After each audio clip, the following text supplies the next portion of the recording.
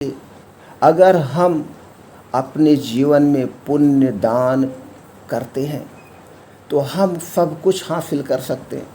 अगर हम अपने जीवन में किसी के साथ छल कपट करते हैं तो हमारा जीवन भी नर्क बन जाएगा। आज की कहानी है करवा चौथ व्रत। करवा चौथ का व्रत जो भी स्त्रियां करती है उनके जीवन के सारे कष्ट दूर हो जाते हैं, उनके परिवार पर कभी कोई कष्ट नहीं आता है। करवा चौथ का व्रत अगर कोई सुन भी लेता है, इस कथा को कोई सुन लेता है, कथा सुनने मात्र से ही उसके जीवन की सारे दुख दरिद्रता खत्म हो जाती है। चलिए मित्रों, जानते हैं क्या है करवा चौथ व्रत की कथा। सालों पहले इस शहर में साहूकार रहता था जिसके 7 बेटे और 1 बेटी थी। बेटी का नाम करवा था। साहूकार ने अपने बच्चों का पालन पोषण काफ़ी शाही तरीके से किया था। सभी भाई अपनी इकलौती बहन को बहुत मानते थे और उस पर अपनी जान छिड़कते थे। उन्होंने उसकी शादी एक अमीर साहूकार के साथ एकदम शाही तरीके से की। एक दिन करवा ससुराल से अपने मायके आई। सभी भाइयों ने उसका जोरदार स्वागत किया। उन्होंने पहले अपनी बहन को खाना खिलाया और फिर खुद को खाया। इसके बाद सभी एक साथ बैठकर बचपन की यादें साझा करने लगे। इसी तरह कुछ दिन बीतते चले गए।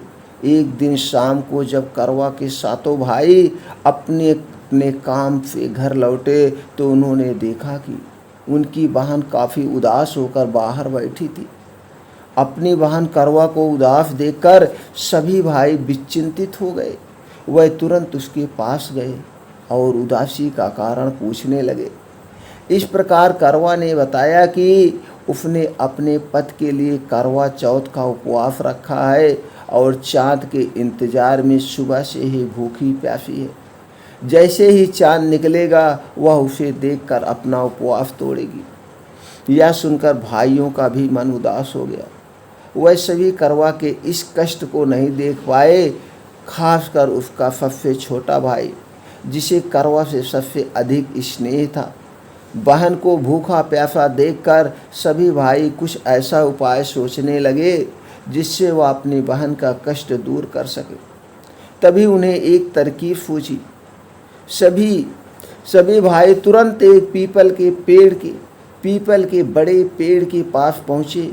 उनमें से सबसे छोटा भाई एक जलता हुआ दीपक लेकर उस पेड़ पर चढ़ गया और उसे एक छलनी में रखकर वहीं छोड़ दिया।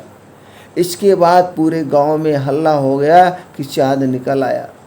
करवा भी उस जलते दीपक को चाँद समझ बैठे और जल्दी से पूजा पूरी कर ली। अपना उपवास खत्म करने के लिए बैठ गई। जैसे ही उसने खाने का पहला निवाला उठाया, उसकी नज़र भोजन में पड़े बाल पर पड़ी। उसने तुरंत उस निवाले को अपने प्लेट से निकालकर दूसरी तरफ रख दिया। इसके बाद उसने दूसरा निवाला अपने मुंह में डाला। तभी उसके दांतों में एक कंकड़ आ फंसा। उसने झटपट उस निवाले को भी प्लेट से हटा दिया। इसके बाद उसने तीसरा निवाला अपने मुंह में रखा कि तभी उसे एक बुरी खबर मिली। करवा को पता चला कि उसके पति की मृत्यु हो गई। यह सुनते ही करवा पूरी तरह से टूट गई और जोर जोर से रोने लगी। कुछ समय बीतने के बाद उसे अपने पति की मृत्यु की सच्चाई का पता चला। उसे जानकारी मिली कि उसके भाइयों के कारण उसके दीपक को चाँद समझ लिया था और अपना उपवास खत्म किया था। इस वजह से देवता नाराज हो गए और उसके पति की मृत्यु दंड की सजा सुनाई। सच्चाई का पता चलने के बाद करवा ने अपने पति का अंतिम संस्कार नहीं करने का प्रण लिया। देखते देखते 1 साल बीत गए। करवा अपने पति के मृत शरीर के पास ही बैठी रही। वह रोजाना अपने पति के शव को साफ करती और वहाँ उगने वाली घास को भी हटाती रहती थी। 1 साल के बाद फिर से करवा चौथ का पर्व आया। हमेशा की तरह सभी महिलाएं इस व्रत को करने के लिए एक साथ जुटी। इसमें उसकी 7 भाभी भी थी।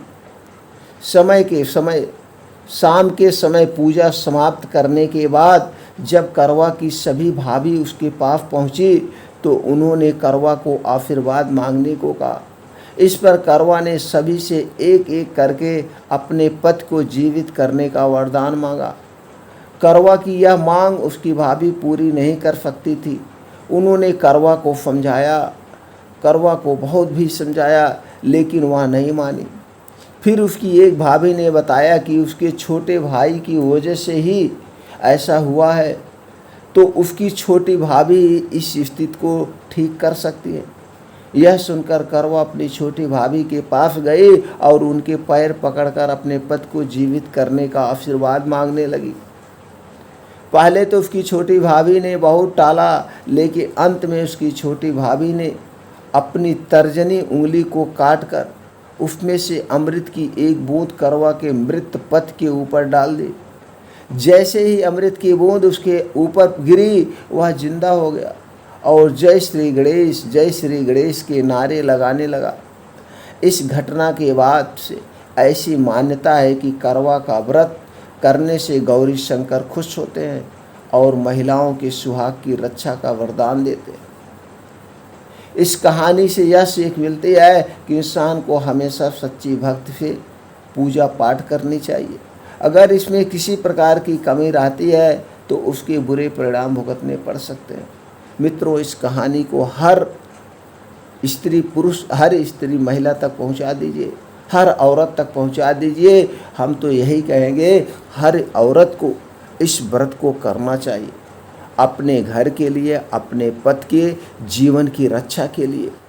दोस्तों, इस कहानी को हर घर जरूर पहुंचाएं और फिर मिलते हैं ऐसी और ही ज्ञानवर्धक कहानी के साथ अगले वीडियो में।